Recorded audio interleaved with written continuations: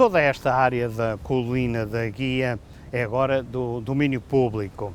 As pessoas vêm para aqui ou para o circuito de manutenção que corre a meia encosta a toda a volta da colina, ou então puramente para passear utilizando o teleférico que sobe e deixa as pessoas do outro lado. Mas antigamente não era assim. Ninguém tinha acesso a toda esta vasta área. Era um perímetro militar proibido, só os militares podiam subir à colina da Guia, os civis estavam estritamente proibidos de o fazer. De facto, a abertura de toda esta vasta área à comunidade só foi possível depois da retirada da guarnição militar portuguesa de Macau em 1975, com a extinção do Comando Territorial Independente. Até então, mais do que vedada ao público, a colina da Guia era um local quase secreto, com acesso exclusivo aos militares e pessoal devidamente autorizado para o efeito e mais ninguém.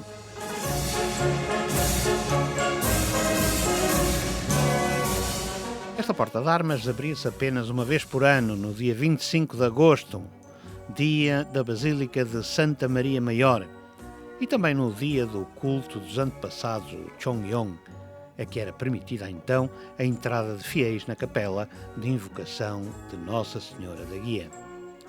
O resto do ano fechava-se como um cofre forte no interior dos seus muros, encimados de arame farpado e vigiados por sentinelas a toda a volta. A militarização começou quase nos primórdios de Macau, com a construção da fortaleza, que coincidiu com o grande ataque dos holandeses contra Macau em 24 de junho de 1622.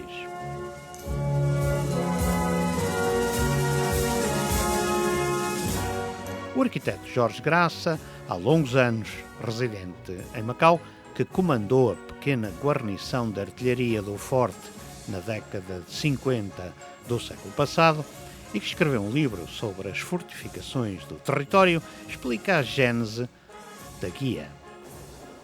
A sua função mudou através dos séculos, mas a razão por que foi construída foi principalmente para impedir a tomada desta posição que pudesse afetar a segurança do resto da cidade.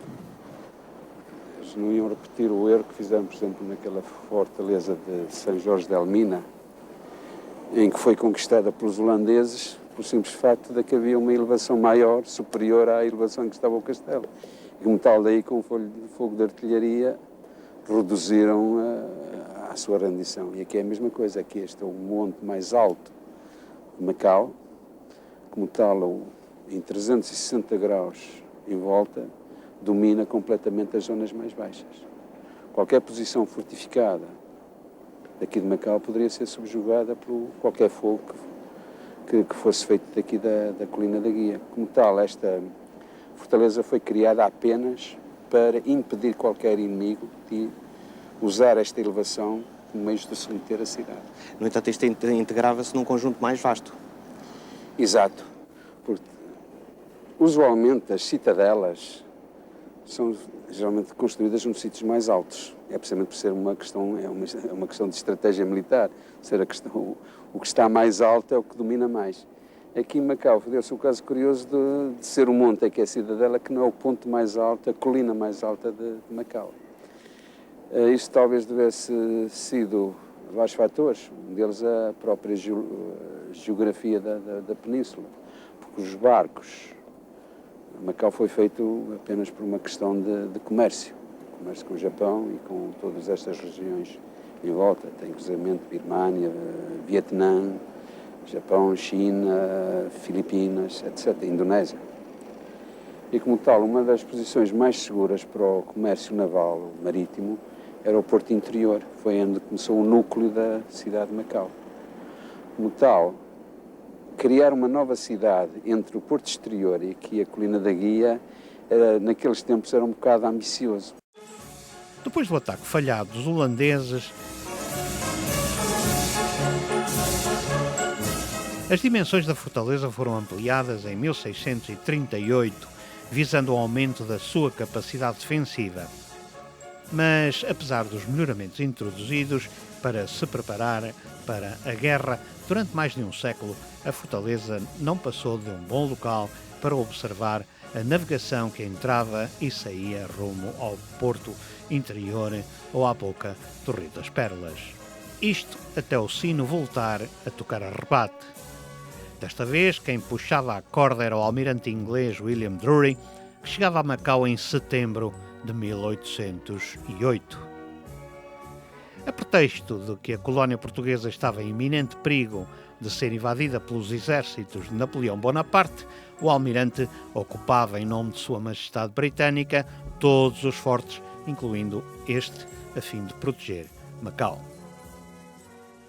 Mas a verdade é que nem Napoleão tinha quaisquer planos para invadir o Extremo Oriente, nem Macau precisava de proteção.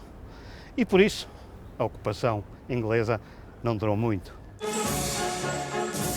As tropas expedicionárias inglesas acabariam por reembarcar não só por a sua presença ser inútil, por falta de comparência de Napoleão para dar batalha, mas também face à concentração de 80 mil homens do exército chinês que faziam uma demonstração de força do outro lado das portas do cerco, literalmente para inglês ver. Depois dessa demonstração de força, foi a vez da Marinha tomar conta da situação na fortaleza, ao iniciar as obras para a construção do que viria a ser a primeira luz a guiar navios nas costas da China. O farol da guia, que trabalhava a petróleo e foi aceso pela primeira vez em 1865.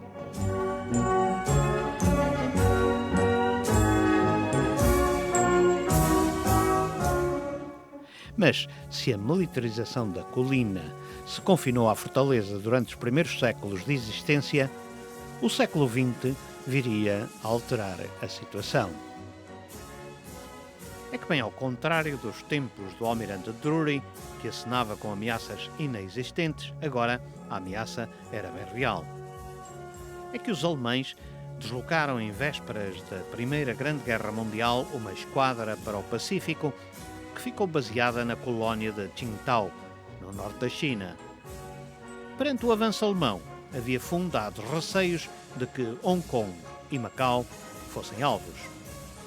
Foi por isso que foram aqui iniciadas obras de reforço e fortificação, com a construção de uma bateria de costa e abrigos, bem como aquartelamentos para a Companhia Europeia de Artilharia, que chegava em 1913, já para fazer face ao perigo alemão que todos anteviam como grande probabilidade.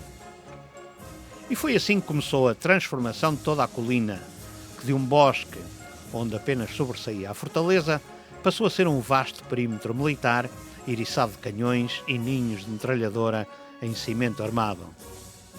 O incremento bélico do local conheceria um salto nos anos 30, após o ditador Salazar em Lisboa ter expresso o conceito de que todas as colónias eram defensáveis, encarregando os militares de levarem à prática esse mesmo conceito.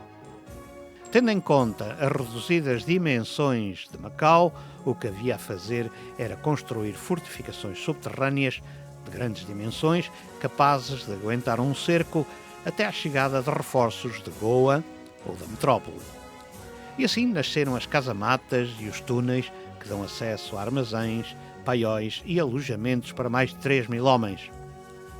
O sistema possuía os seus próprios geradores de eletricidade,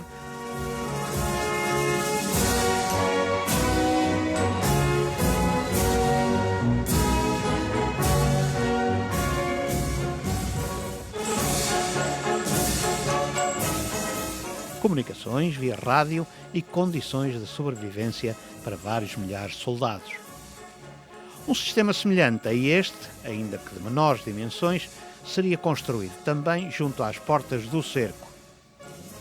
No limiar da Segunda Guerra Mundial, todo o perímetro militar da guia se encontrava em prontidão para fazer face a qualquer ameaça.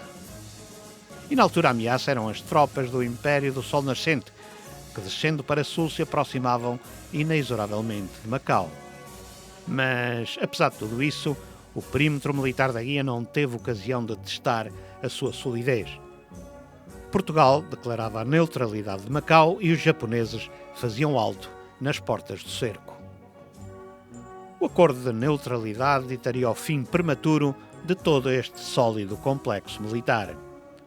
Os poderosos canhões da defesa de costa e os ninhos de metralhadoras antiaéreas seriam discretamente desmontados e vendidos aos japoneses, em troca de arroz necessário à sobrevivência de uma população cercada por uma maré de guerra que tudo submergia. Tudo isto, os túneis, as casamatas, os paióis, enfim, deixavam de fazer sentido. No final de mais de 400 anos de história, a maior fortaleza jamais construída em Macau acaba por fechar os portões sem terem ensejo de disparar um único tiro sequer.